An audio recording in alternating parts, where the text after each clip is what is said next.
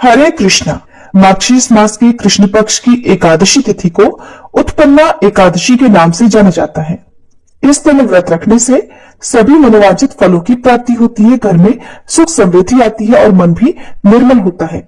मार्गशीर्ष मास के कृष्ण पक्ष की 11 यानी 11वीं तिथि को ही भगवान विष्णु से एकादशी तिथि प्रकट हुई थी, इसलिए इस दिन उत्पन्ना एकादशी का व्रत रखा जाता है और इसी दिन से एकादशी व्रत करने की शुरुआत हुई। इस बार मार्गशीर्ष मास के कृष्ण पक्ष की एकादशी तिथि प्रारंभ होगी 26 नवंबर मंगलवार को 1:03 AM से। देखा जाए तो ये सोमवार की मध्य रात्रि का समय होगा और एकादशी तिथि की समाप्ति होगी 27 नवंबर बुधवार को सुबह 3:47 पर। मंगलवार के दिन सुबह से लेकर रात तक एकादशी तिथि विद्यमान रहेगी। मंगलवार को तो एकादशी तिथि है ही, लेकिन साथ ही साथ बुधवार के दिन भी एकादशी तिथि का स्पर्श हो रहा है, यानी इस दिन भी सूर्योदय से पहले एकादशी रहेगी। तो इस बार एकादशी का व्रत 2 दिन रखा जाएगा, यानी 26 नवंबर मंगलवार और 27 नवंबर बुधवार को। शास्त्रों में ऐसा कहा गया है कि जब भी एकादशी तिथि 2 दिन होती है तो दूसरे दिन वाली एकादशी का व्रत रखना ज्यादा पुण्यदायी होता है।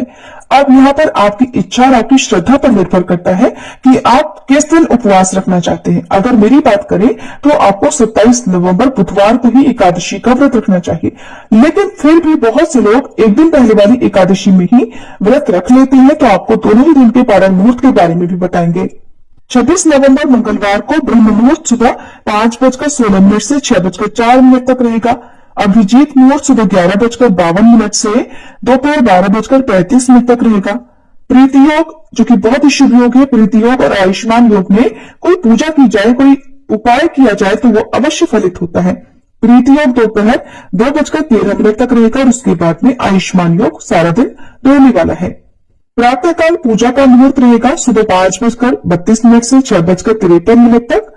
सायंकाल पूजा का शुभ मुहूर्त रहेगा शाम 5:24 से 6:45 तक और राहु काल दोपहर 3 बजे से 4:30 बजे तक रहेगा।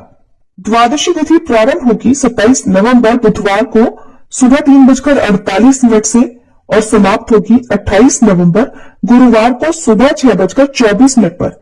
अब आपको यहाँ पर एक बात का विशेष ध्यान देना है कि जब भी एकादशी का व्रत रखा जाता है तो अगले दिन व्रत का पारण करते समय यानी व्रत खोलते समय ये भी देखा जाता है कि उस समय हरिवासर तो नहीं है, क्योंकि हरिवासर की समाप्ति के बाद ही व्रत खोला जाता है और हरिवासर का जो समय होता है वो लगभग 5 से 6 घंटे का समय होता है।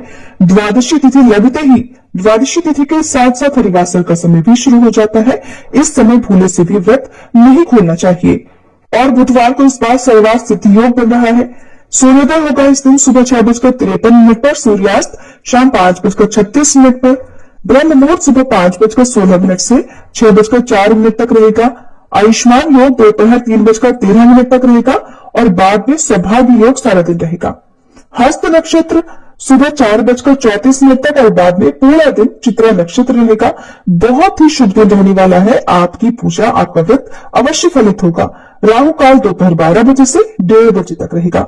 हरिवासर 27 नवंबर बुधवार को सुबह 11 बजे तक रहेगा और जब तक हरिवासर रहता है तब तक व्रत नहीं खोला जाता।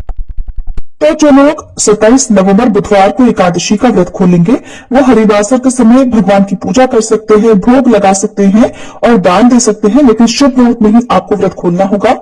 27 नवंबर बुधवार को दोपहर 1:31 से 3:40 तक का जो समय है वो व्रत खोलने का यानी व्रत पारण का शुभ मुहूर्त रहेगा।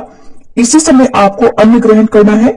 सुबह यदि बहुत आवश्यकता हो तो चाय या फिर दूध आदि आप ले सकते हैं, नहीं तो आपको पारण मुहूर्त में ही अन्न, जल, जो भी पानी वगैरह है वो ग्रहण करना चाहिए। और जो वैष्णव भक्त होते हैं वो द्वादशी तिथि में ही एकादशी का व्रत करते हैं, तो जो लोग बुधवार को एकादशी का व्रत रखेंगे उन्हें अगले दिन यानी 28 नवंबर गुरुवार को सुबह 6:53 से 7:36 के बीच में व्रत खोलना है। हालांकि इस समय त्रयोदशी तिथि प्रारंभ हो चुकी होगी, लेकिन त्रयोदशी तिथि के प्रथम पहर में व्रत खोला जा सकता है। अब आप जिस दिन भी एकादशी का उपवास करें उसी दिन आपको एकादशी के और ठीक एक दिन पहले दशमी तिथि के नियमों का पालन करना चाहिए। उम्मीद है ये जानकारी आपको पसंद आई।